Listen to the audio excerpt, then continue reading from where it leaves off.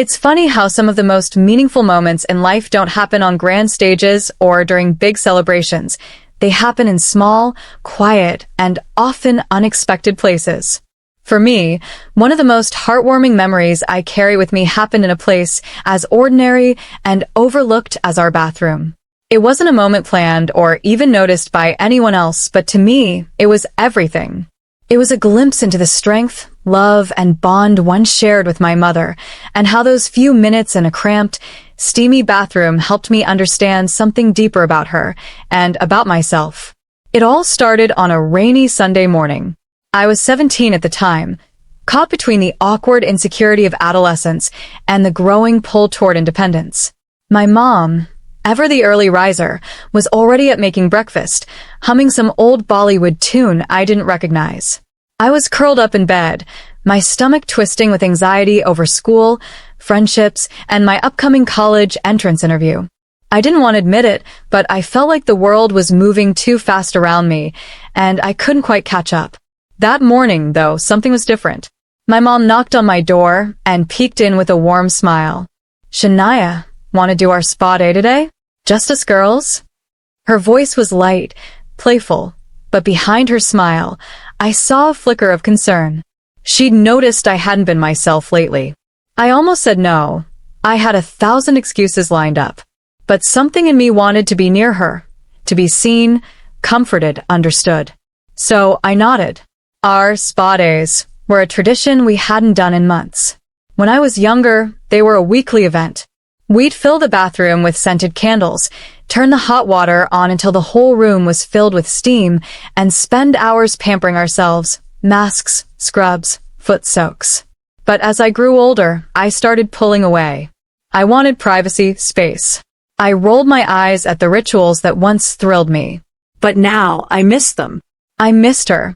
So we gathered our supplies, lavender oil, that minty clay mask she always used, some cucumber slices, and stepped into the bathroom.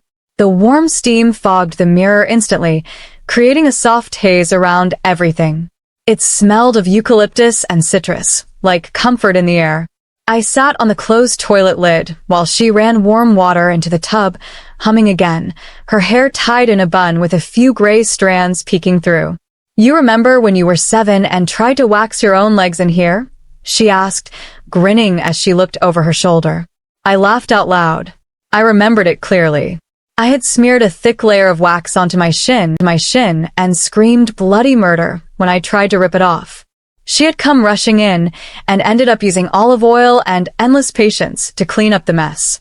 We both laughed at the memory, and something inside me softened. She started applying the clay mask to my face, gently smoothing it over my cheeks and forehead. Her hands were warm, and her touch was so familiar. It transported me back to when I was a little girl, sick with a fever, and she'd sit beside me all night with a damp cloth on my head. In that small space, with just the two of us, I felt something I hadn't felt in a long time, safe. Like I didn't have to pretend or hold up some image of who I was supposed to be. "What's really been going on, sweetheart?" she asked gently, her voice soft but steady. I blinked, surprised. "What do you mean?" "You've been quiet, distant. Even your eyes look tired. Is it school? Friends? Boys?"